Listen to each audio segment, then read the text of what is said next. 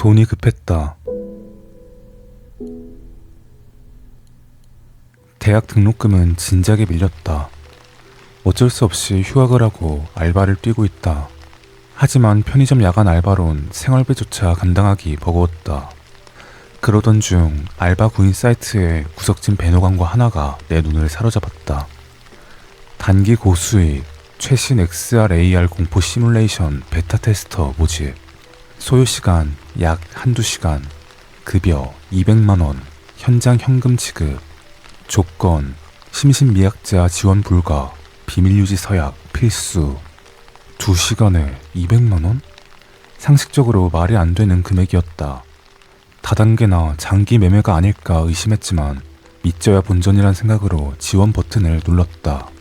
평소에 고어틱한 영화나 스너프 필름까지 설렵할 정도로 공포물 마니아였던 나에게 극한의 공포란 문구는 오히려 호기심을 자극했다.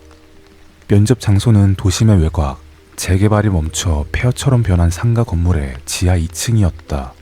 곰팡이 냄새와 소독약 냄새가 묘하게 섞인 차가운 복도를 지나자 뜻밖에도 최첨단 장비가 가득한 하얀 방이 나타났다.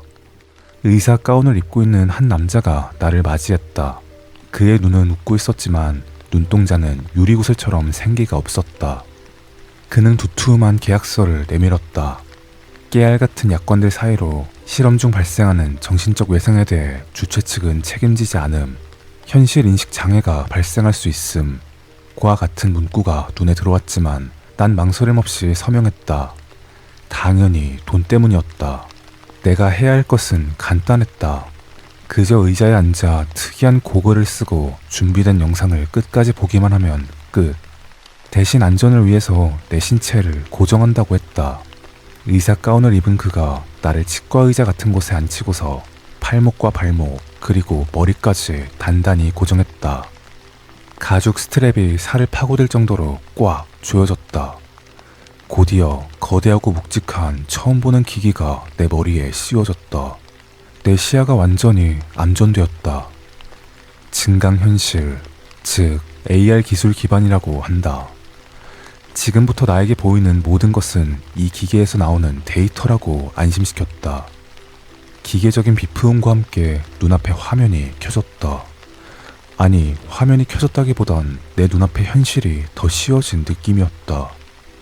난 여전히 그 하얀 방에 앉아 있었지만 조명은 붉은색으로 바뀌어 있었다. 초반은 예상대로였다.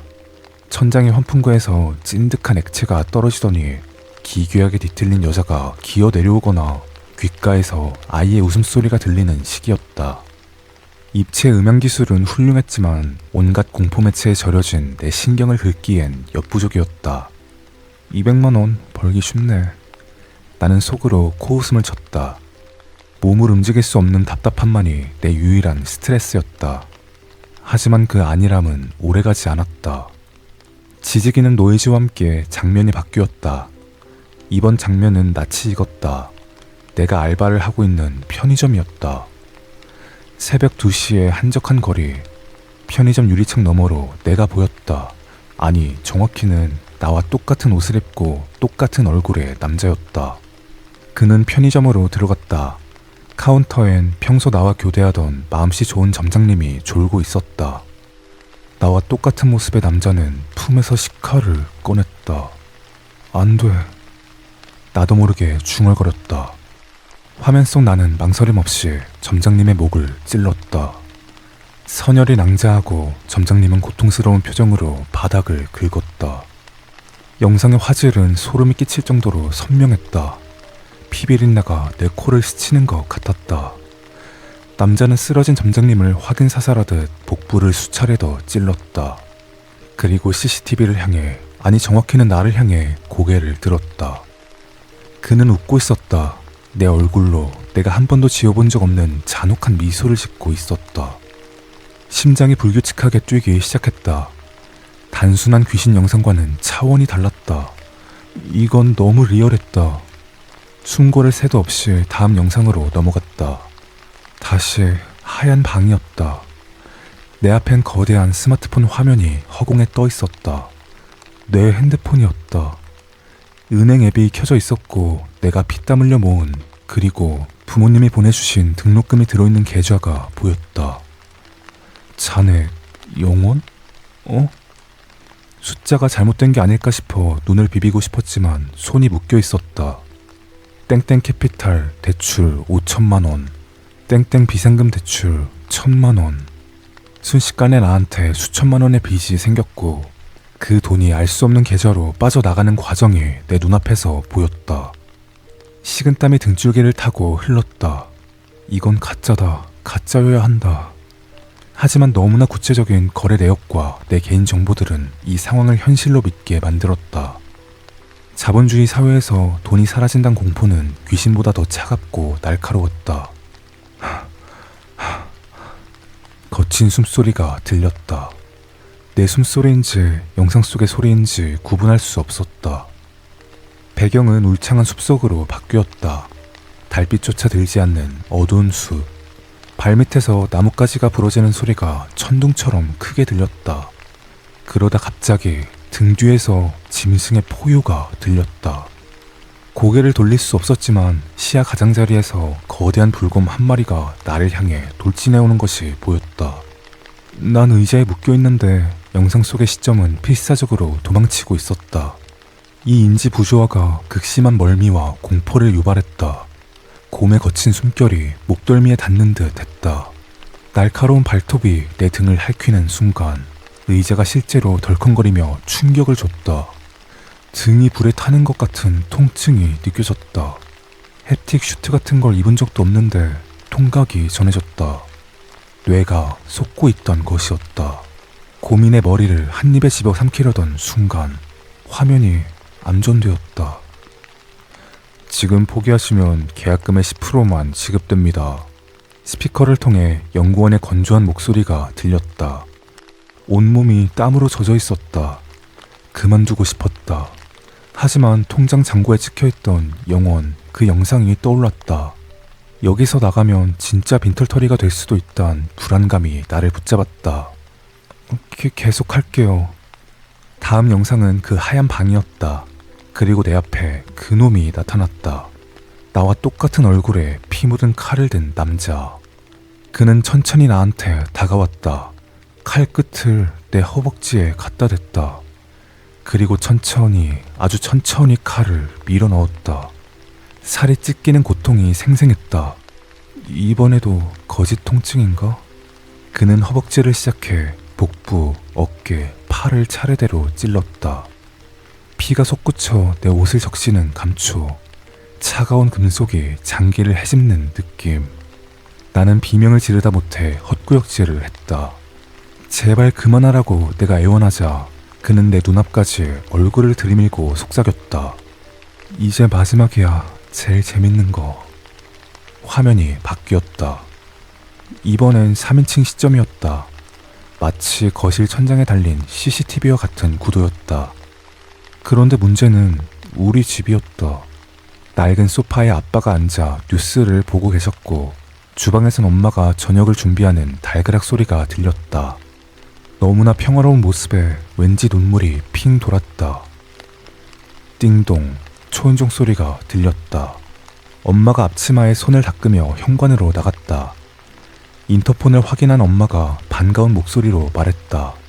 우리 아들 왜 안 들어오고 있어? 난 열지 말라고 목이 터져라 소리쳤지만 내 목소리는 엄마에게 닿지 않았다. 도어락 소리가 들리고 문이 열렸다. 문 밖엔 피투성이가 된 그 남자가 서 있었다. 아니, 내 모습을 한 남자가 서 있었다. 그는 무미건조하게 엄마를 불렀다. 그리고 들고 있던 칼을 엄마의 가슴에 꽂았다. 푹, 푹, 푹. 엄마는 믿을 수 없다는 표정으로 나를 바라보며 쓰러졌다. 비명조차 지르지 못하고 쓰러지는 엄마의 모습이 슬로우 모션처럼 보였다. 거실에 있던 아빠가 뛰쳐나왔다. 아빠는 피 웅덩이 속에 쓰러진 엄마와 피 묻은 칼을 든 남자를 번갈아 보며 굳어버렸다. 그 남자는 춤을 추듯 가볍게 아빠에게 다가서 칼을 휘둘렀다. 아빠가 저항하려 팔을 뻗었지만 젊은 남자의 힘을 당해낼 순 없었다. 난 그 모든 과정을 지켜봐야 했다. 내 손으로 나와 똑같은 모습의 남자가 나를 가장 사랑해주는 부모님을 도둑내는 장면을. 난 의자를 부술 듯이 몸부림쳤다. 온갖 쌍욕을 내뱉었다. 눈물과 콧물이 범벅이 되어 앞이 보이지 않았다. 영상 속의 남자는 부모님이 더 이상 움직이지 않을 때까지 칼질을 멈추지 않았다. 바닥이 온통 붉게 물들었다. 그는 마지막으로 피 묻은 손으로 자신의 머리카락을 쓸어 올리며 CCTV 정면을 응시했다. 그리고 입모양으로 말했다. 재미있지? 갑자기 화면이 꺼지고 연구원의 목소리가 들렸다. 드디어 체험이 끝났단 말이었다. 곧이어 내 머리에 씌워져 있던 기계가 벗겨졌고 눈앞엔 다시 차가운 하얀 방과 무표정한 연구원이 있었다. 그는 천천히 내 팔과 다리에 묶은 가죽 스트랩도 풀기 시작했다. 난 곧바로 바닥에 주저앉아 헛구역질을 했다. 연구원이 나에게 말했다. 내 심박수가 위험 수치까지 올라갔다고. 덕분에 아주 훌륭한 데이터가 나왔다고. 그러면서 내 상태 따위는 아랑곳하지 않고 하얀 봉투 하나를 건넸다. 약속한 알바비 200만 원. 난 떨리고 있는 손으로 봉투를 받았다. 묵직했다. 현금 다발이었다. 난 그에게 내가 본 모든 것이 다 그래픽이냐고 물었다. 그는 방긋 웃으며 당연히 모두 가짜라고 말했다. 요즘 기술이 이렇게나 좋아졌다고 우쭐하기까지 했다. 옅은 미소를 유지하며 문을 열어주었다. 오늘 겪은 일은 당분간 며칠은 갈 거라고 주의를 줬다. 난 도망치듯 그 건물을 빠져나왔다. 바깥 공기는 차갑고 상쾌했다. 거리에 네온 사인이 반짝였다. 지하철을 타고 집으로 오는 길, 나는 떨리고 있는 손으로 은행 앱을 켰다. 다행히 잔고는 그대로였다. 부모님께 전화를 걸어볼까 했지만 방금 본 장면이 너무 끔찍해서 목소리를 들으면 울어버릴 것 같았다. 그래, 다 가짜였어. 돈도 벌었잖아. 봉투 속의 현금을 확인하니 안도감이 밀려왔다. 돈도 좀 벌었겠다. 정육점에 들려 비싼 한우를 샀다. 붉은 고깃덩이를 보자 아까의 영상이 겹쳐 보였지만 애써 고개를 저었다. 우리 집에 있는 골목길로 들어갔다. 어제까진 가로등이 밝게 빛나고 있었는데 깜빡이더니 금세 꺼졌다. 그래서인지 찝찝한 기분이 들었다. 우리 집 문 앞에 섰을 때 발걸음을 멈췄다. 문 앞 바닥에 낯익은 물건이 떨어져 있었다. 부엌 칼이었다. 손잡이에 검붉은 얼룩이 묻어있는 부엌 칼. 이게 왜 여기? 홀린 듯이 칼을 집어들었다. 묵직한 그립감. 아까 영상 속에서 보았던 그 칼과 똑같았다. 현관문이 살짝 열려 있었다. 이게 왜 열려 있지? 나는 칼을 든 채로 문을 열었다. 현관에서부터 비릿한 냄새가 진동했다. 엄마? 아빠? 인기척이 아예 없었다. 두 분 다 주무시고 계실 거라 필사적으로 생각했다. 하지만 센서등에 비친 거실을 본 순간 내 눈을 의심했다. 아까 알바할 때 봤던 그 장면, 피투성이가 되어 쓰러져 있는 부모님의 시신이 거실 한가운데 있었다. 소파의 위치, 엄마가 입고 있는 앞치마, 아빠의 꺾인 팔 각도까지 모든 것이 내가 본 영상과 토시 하나 틀리지 않고 똑같았다. 거짓말. 나는 멍하니 서 있었다. 내 손엔 여전히 피 묻은 칼이 들려 있었다. 이건 환상이야. 아직 체험이 끝나지 않은 거야. 연구원이 말했잖아. 현실 인식장애가 올 수 있다고. 그래, 나는 지금 증강현실 속에 있는 거야. 지금 뭐 하는 거냐고 허공을 향해 소리쳤다. 하지만 연구원의 목소리 대신 밖에서 다급한 발소리가 들렸다. 경찰이었다. 중무장한 경찰들이 들이닥쳤다. 테이저건의 붉은 레이저 포인터가 내 가슴을 가리키고 있었다.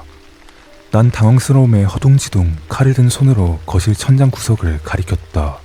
하지만 그곳엔 아무것도 없었다. CCTV도 카메라도 아무것도 없었다. 그저 살짝 곰팡이가 핀 낡은 벽지뿐. 경찰들이 나를 덮쳤다. 살인 용의자로 현행범으로 체포한다고 했다.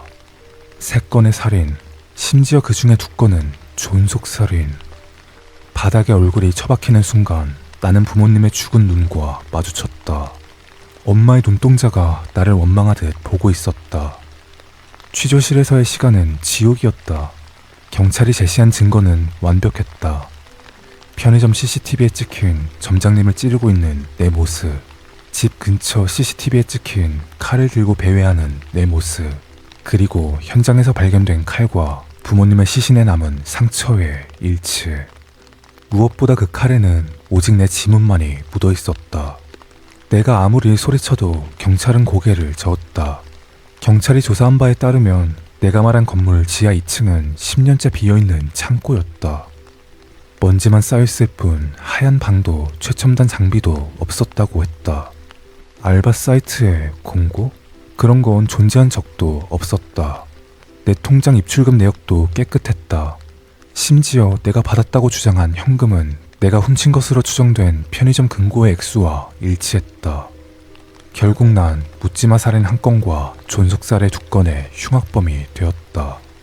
재판 과정에서 심신미약을 주장했지만 범행의 잔혹성과 계획성 때문에 받아들여지지 않았다. 지금 난 독방에 갇혀있다. 여기 밥은 맛이 없다. 벽은 차갑고 간수들의 눈빛은 경멸로 가득 차 있다. 하지만 난 알고 있다. 이 모든 것이 가짜란 것을. 가끔 밤에 눈을 감고 있으면 귀에 꽂힌 이어폰에서 미세한 잡음이 들리는 것 같다. 그리고 어둠 속에서 연구원의 목소리가 들려온다. 그래, 아직 난 그 의자에 묶여 있는 거야. 이 감옥도 재판도 부모님의 죽음도 전부 정교한 그래픽일 뿐이야. 이 정도 퀄리티라면 인정해줘야지. 정말 극한의 공포체험 맞네. 그런데 2시간은 벌써 지났을 텐데 도대체 언제 끝나는 거지? 나는 벽을 보며 희죽희죽 웃는다. 언젠간 이 지루한 영상이 끝나고 나면 연구원이 웃으면서 말해주겠지. 이번 체험은 정말 리얼했죠? 그때까지 난 여기서 체험하고 있을 생각이다. 부모님의 사망, 감옥, 날 지켜보는 저 간수들까지 완벽한 특수효과일 테니까. 예전에 제가 어떤 영화의 리뷰를 봤는데 제목은 솔직히 기억이 안 나고 내용이 무슨 9개였나? 각기 다른 공포 요소가 있는 방을 모두 지나면 일정 금액을 준다는 그런 영화가 있었어요. 각 방문에 1번부터 숫자가 쓰여 있었고 그 방에서 모든 공포를 버티고 결국 9번째 방도 무사히 탈출해서 끝났다 싶은 주인공이 집으로 갔는데 집 현관에 10번이라고 쓰여있고 끝나는 그런 내용이었어요.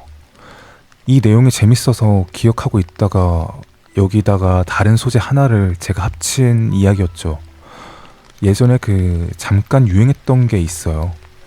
아마도 기억하실 텐데 막 VR이라고 해서 커다란 물안경 같은 거? 이만한 거 이렇게 쓰면 눈앞에서 3D로 진짜처럼 보이게 하는. 그러다가 이제 조금 더 발전해서 엄청 유행했던 게 이번엔 AR이라고 해서 증강현실? 이런 게 유행했었죠.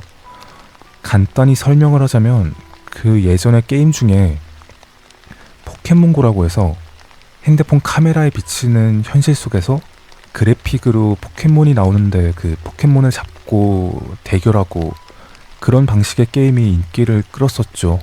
그러다 최근엔 메타에서 메타 글래스라고 출시했다는데 이렇게 막 안경 안쪽에 그래픽으로 막 뭐가 나온대요. 막 이렇게 움직일 수도 있고. 아무튼 이 2개를 합쳐서 이런 이야기가 나왔답니다. 내용이 살짝 끔찍하긴 했죠. 내 입을 막고 있는 이 남자, 분명 날 죽이려고 하는 것 같은데 두려움에 떨고 있다. 난 서울에서 홀로 자취하고 있는 대학생이다. 본가는 서울에서 버스로 4시간 정도 걸리는 지방이다. 정말 치열하게 공부했더니 어느 정도 원했던 대학에 진학할 수 있었다. 나름 고등학교에서 전교 5등 밑으론 떨어져 본 적도 없는데 흔히 말하던 스카이는 지원할 엄두조차 나지 않았다. 모의고사를 볼 때마다 항상 놀라기 일쑤였다. 우물한 개구리가 바로 나란 걸 뼈저리게 느꼈다. 대학교에 입학 전까지 서울에 올라가 본 적이 한 번도 없었다.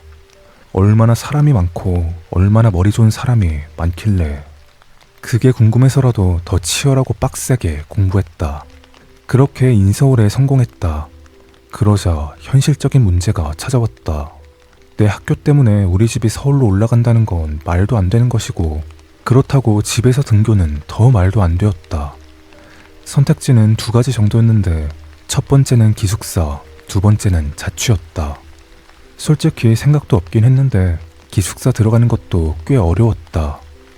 하긴 자취하는 것보단 훨씬 싸서 그런가? 아무튼 기숙사는 포기하고 자취하기로 결정했다. 부모님의 품을 벗어나 본 적이 없어서 좀 무서웠다. 그럴수록 생각을 공격적으로 바꾸었다. 비록 우물 안에 갇혀있던 개구리였지만 우물 밖이라고 해봤자 뭐 얼마나 대단하겠어? 이런 생각을 계속해서 되새겼다. 하지만 얼마나 대단한지 곧바로 알 수 있었다. 4평짜리 원룸이 뭐가 이리 비싼지 깜짝 놀랐다. 솔직히 4평이 어느 정도인지 감도 오지 않았다. 그래서 찾아보니까 대충 가로가 4m, 세로가 3.3m? 우리 집 안방보다, 아니 내 방보다도 작은 사이즈였다. 그런데 이 사이즈 안에 화장실까지 포함이라고? 이렇게 작은 방 보증금이랑 월세가 얼마라고? 서울의 집값으로 이미 정신이 혼미했다. 정말 죄송하지만 부모님께 손을 벌릴 수밖에 없었다. 현실적인 금액을 보니까 정신이 바짝 들었다. 고등학교 3년만 지나면 낭만이 펼쳐지겠지 싶었는데 낭만은 무슨, 방 계약하고 바로 주말 알바부터 찾았다. 좋은 대학만 들어가면 넓은 잔디에서 데이트도 하고 친구들과 당당하게 술도 마시고 미팅도 하고 이런 삶을 상상했는데 현실은 그렇지 않았다. 아무래도 공강에 할 수 있는 알바를 더 찾아야 할 것 같다. 항상 엄마가 차려준 집밥만 먹어서 식비가 이렇게나 비싼지 몰랐다. 성인이 되고 대학에 들어가서 확실히 배운 건 전공 과목보다 돈의 무서움인 것 같다. 하지만 이보다 더 뼈저리게 배웠다. 그놈의 돈 때문에 어떤 짓까지 하게 되는지, 사람이 얼마나 무서운지. 그렇게 궁핍하게 살아갔다. 어느새 안 해본 알바가 없을 정도였고 덕분에 일머리도 좀 늘은 것 같다. 그러다 2학년 2학기 때 처음으로 전액 장학금을 받았다. 부모님이 정말 좋아하셨다. 등록금만 거의 400만 원 가까이 하니까 정말 부담이셨을 텐데 이렇게라도 도움이 되니까 뿌듯했다. 이번 방학 땐 본가로 내려갈 생각이다. 등록금 면제니까 이번엔 좀 푹 쉬려고 했다. 오랜만에 가족들도 좀 보고 부모님도 흔쾌히 내려오라고 하셨다. 정말 거의 처음으로 자유가 생겼다. 대학에 들어와서는 방학 때마다 무조건 알바를 했다. 이렇게 바쁘게 살다 보니 뭘 하면서 놀아야 하나 오히려 멘붕이 왔다. 첫 일주일 정도 거의 잠만 자다 보니까 심심해서 못 견디겠다. 어차피 본가로 내려왔고 오래 있지도 못하니까 단기 알바나 좀 해볼까 싶었다. 알바 구직 사이트와 중고거래 어플도 모두 둘러봤다. 요즘은 오히려 알바 사이트보다 중고거래 어플에 더 쏠쏠한 알바자리가 많았다. 한참을 보던 중에 말도 안 되게 좋은 알바를 찾았다. 흔히 부르는 펫시터, 강아지 보는 알바였다. 그런데 좀 특이한 게 강아지를 데리고 오는 게 아닌 내가 그 집으로 가서 강아지를 보는 알바였다. 집주인이 하루 정도 집을 비워야 하는데 대형견이라 직접 와서 강아지랑 하룻밤 보내야 한다고 했다. 난 잠자리에 예민한 성격도 아니었고 강아지를 너무 좋아해서 구미가 확 당겼다. 솔직히 더 끌리는 건 당연히 돈이었다. 하룻밤의 알바비가 무려 100만 원? 한 달 동안 주말 내내 나가서 알바해도 100만 원 받을까 말까인데 하루 만에 100만 원? 바로 알바 지원을 했다. 그러자 잠시 후 연락이 왔는데 면접을 본다고 했다. 집주인 말로는 말이 면접이지 집이 좀 외딴 곳에 있기도 하고 강아지랑 먼저 친해지기 위함이라며 잠깐 들리라고 했다. 어차피 할 것도 없는데 바로 갔다. 버스를 타고 근처에서 내려 숲속길로 쭉 올라갔다. 생각보다도 훨씬 외진 곳이었다. 이런 데까지 전기가 들어오나 싶을 정도였다. 한참을 들어가니까 어떤 단독주택 한 채가 보였다. 으리으리할 정도로 크진 않았지만 그렇다고 작은 집도 아니었다. 한 30, 40대 정도 돼 보이는 부부가 날 맞이했다. 뭔가 귀티가 나면서도 아주 깔끔한 차림새였다. 강아지는 커다란 골든 리트리버였다. 윤기가 날 정도로 털 관리가 굉장히 잘 되어 있었다. 그런데 왜인지 강아지가 주인을 경계하는 것처럼 보였다. 좀 불안해 보이기도 하고 나 때문에 긴장해서 그런가 싶었다. 그래도 착한 리트리버는 나를 반겨주었다. 내가 잠을 잘 커다란 방, 작은 방 2개, 이상할 정도로 관리가 안 되어 있었다. 나무로 만들어진 집 같은데 벽은 다 갈라지고 곰팡이로 썩어 있는 것도 많이 보였다. 여기에서 이런 사람들이 산다는 것 자체가 믿기지 않을 정도였다.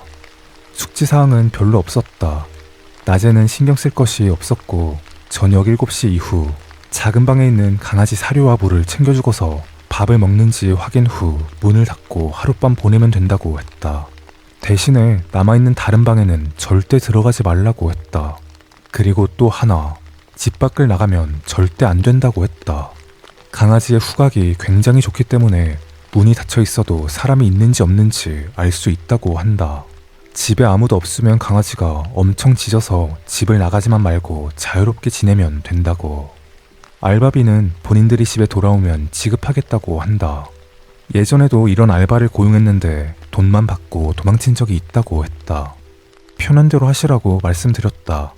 나에게 내일 아침 8시에 와달라고 했다. 나는 큰 돈을 벌 생각에 설레고 있었다. 그치만 그 설렘은 얼마 안 가 후회로 다가왔다. 아침 8시 제 시간에 방문해서 알바를 시작했다. 솔직히 알바라고 할 것도 없었다. 그래도 강아지를 보는 게 주 업무였으니 해가 떠 있는 내내 신나게 놀아주었다. 난 강아지를 너무 키우고 싶었다. 하지만 생각보다 돈도 많이 들고 쉽게 생각할 문제가 아니라 못 키우고 있었는데 마침 너무 좋았다. 산책도 몇 시간 동안 다녀오고 집에 들어와서도 쓰다듬고 만지고 끌어안았다. 강아지도 좋았는지 날 볼 때마다 미소를 짓는 듯 했다. 어느새 벌써 해가 저물었다. 숲속이라 그런지 순식간에 엄청 어두워졌다. 나는 작은 방에 밥과 물을 채웠다. 강아지가 밥을 먹는 모습을 확인한 후 문을 닫고 나왔다. 이로써 내가 할 일은 끝이다. 하루 종일 강아지랑 놀아서 그런지 소파에 앉아 TV를 보고 있는데 잠이 몰려왔다. 나도 모르게 눈을 감았다. 얼마나 지났을까. 나무 바닥에서 끼익 소리가 들려 잠이 깼다. 여긴 나랑 강아지 말곤 아무도 없는데. 기지개를 켜면서 눈을 떴는데 갑자기 누군가 뒤에서 내 입을 막았다. 움직이지 마. 가만히 있어. 처음 듣는 남자 목소리가 들렸다. 깜짝 놀라서 거친 숨을 내뱉으며 주위를 살폈다. 목에 닿아있던 건 칼이었고 주변엔 아무것도 없었다. 곧이어 날 바닥에 엎드린 채로 눕혔고 내 팔은 등 뒤로 묶었다. 그러고선 날 일으키더니 절대 들어가지 말라고 했던 방으로 날 끌고 들어갔다. 그곳엔 아무것도 없이 방 한가운데 의자만 덩그러니 놓여 있었다. 그 의자에 날 앉혔다. 난 아주 침착하게 생각했다. 호랑이 굴에 들어가도 정신만 똑바로 차리면 산다고 하지 않는가. 이 남자를 관찰하기 시작했다. 딱 봐도 작은 체구에 아주 마른 남성이었다. 그리고 중요한 건 엄청 서툴러 보였다. 태어나서 이런 짓을 처음으로 하는 듯 보였으니까. 오히려 나보다 더한 두려움이 보였다. 그 남자는 날 어설프게 의자에 앉혀놓고 내 앞에 삼각대를 설치했다. 그러곤 카메라로 촬영하기 시작했다. 순간 깨달았다. 이게 그 뉴스에서만 듣던 스너프 필름이구나. 잔머리를 쥐어짜냈다. 온몸이 가려져 있지만 모자와 마스크 사이에 눈 부분은 또렷하게 보였다. 눈가에 있는 주름과 다크서클. 대충 50대 정도로 보였다. 그 정도의 나이면 내 또래의 자녀가 있겠다 싶어 말을 건넸다. 최대한 감정을 자극하기 위해 자식이나 아내 이야기를 했다. 가족들이 자랑스럽게 생각하지 않을 거라며 이빨린 소리를 열심히 늘어놓았다. 역시나 내 예상이 맞았나 보다. 눈에 눈물이 그렁그렁 맺히더니 칼든 손으로 자신의 눈물을 훔치고 있었다. 난 그 틈에 벌떡 일어나 그 아저씨를 발로 밀쳤다. 등 뒤로 묶인 손으로 겨우 문을 열고 화장실로 도망쳤다. 문을 잠그고 손에 묶인 줄을 풀기 위해 한동안 꼼지락거렸다. 그 남자는 화장실로 달려와 문을 부술 듯이 발로 차고 있었고 그때 겨우 밧줄을 풀었다. 굵은 밧줄이어서 겨우 풀었지 얇은 줄이었으면 쉽지 않았을 뻔했다. 잠든 사이에 이런 일이 벌어져서 핸드폰도 없는 상태이다. 어떻게 하지? 고민하고 있던 중에 문 아래 틈으로 어떤 액체가 스멀스멀 화장실 쪽으로 새어 들어왔다. 그게 무엇인지 바로 알아차릴 수 있었다. 코를 찌르는 휘발유 냄새. 당장 문 열지 않으면 불을 붙이겠다고 협박을 해왔다. 계속 주변을 살피다가 변기 물통 뚜껑을 집었다. 문 뒤편에 서서 아주 살짝 문을 열었다. 남자의 칼을 쥔 손이 조심스럽게 들어오는 모습이 보였다. 이내 머리가 들어왔을 때 있는 힘껏 내리쳤다. 그 자리에서 힘없이 풀썩 쓰러졌다. 이렇게 내 눈앞에서 사람이 쓰러지는 걸 처음 겪어봤다.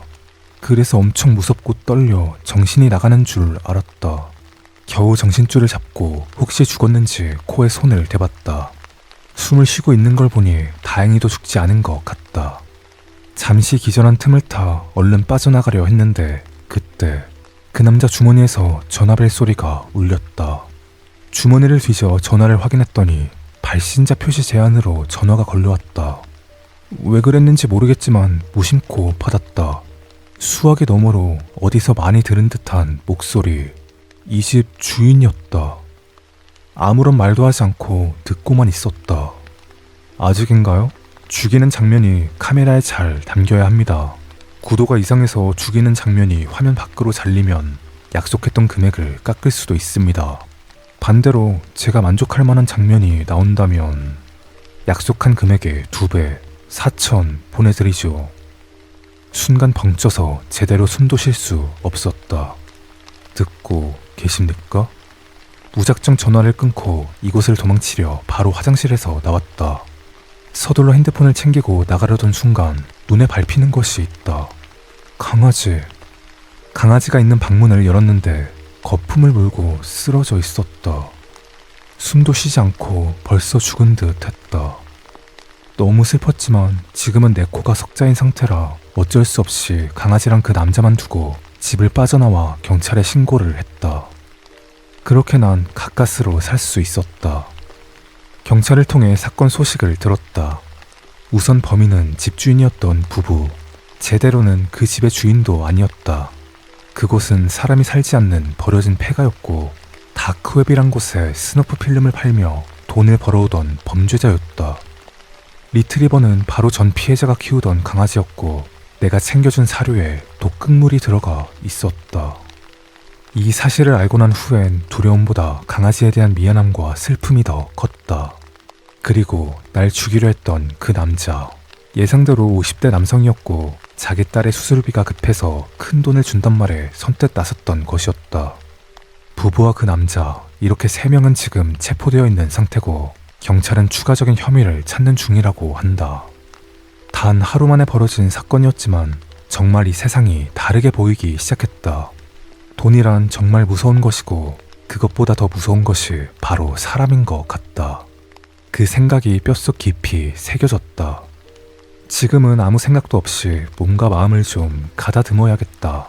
서울로 올라가면 알바를 찾든가 해야지. 그래도 당분간 단기 알바는 하지 않을 것 같다.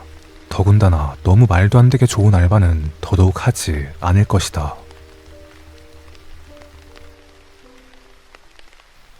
제가 엄청 좋아하는 어느 유튜버 분이 계세요. 주로 사건이나 미스터리 콘텐츠를 하시는 분인데 아마 많이들 아실 거예요. 워낙 대형 채널이기도 하고 굉장히 잘생기셨고 목소리도 좋고 해서 아주 예전에 그분이 다크웹에 대한 영상을 자주 올리셨거든요. 제가 그걸 되게 좋아했어요. 다크웹 영상에서 거의 항상 나오는 이야기가 스너프 필름이거든요. 모르시는 분을 위해서 쉽게 말하면 잔인하고 잔혹한 실제 모습을 촬영한 영상인 거죠. 그게 정말로 거래가 되고 있다고 하더라고요. 그래서 그 스너프 필름이란 소재로 이렇게 이야기를 만들어 봤어요. 특히 이런 돈 관련 이야기를 쓰다 보면 항상 느끼는 게 있는데 진짜 어떻게 보면 사람이 귀신보다 훨씬 더 무섭다? 무슨 귀신 이야기 말고 이렇게 사건에 대한 무서운 이야기들 있잖아요. 제가 쓰는 이런 창작 무서운 이야기? 아무리 잔혹하고 말도 안 되게 쓰더라도 그게 우리나라에만 없을 뿐이지 세계 어디에선 진짜 그런 일이 있을 것 같다는 생각이 항상 들어요. 사람이 상상할 수 있는 건 실제로도 일어날 수 있다는 생각? 그게 아니면 진짜 실제로 벌써 일어났을 수도 있겠죠. 제가 만든 이번 이야기도 솔직히 진짜 있을 법 하잖아요. 그 스너프 필름이란 게 돈이 된다고 하니까 돈 때문에 사람들이 얼마나 잔혹해질 수 있는지 뭐 이미 우리도 뉴스를 통해서 많이 봐왔으니까요. 이렇게 아무 일도 없이 잘 지내고 있다는 게 얼마나 감사한 일인지 모르겠어요. 아프지 않고 스트레스 안 받고 건강이 최고지 않겠어요? 그럼 다음에 또 새로운 이야기로 찾아올게요. 감사합니다.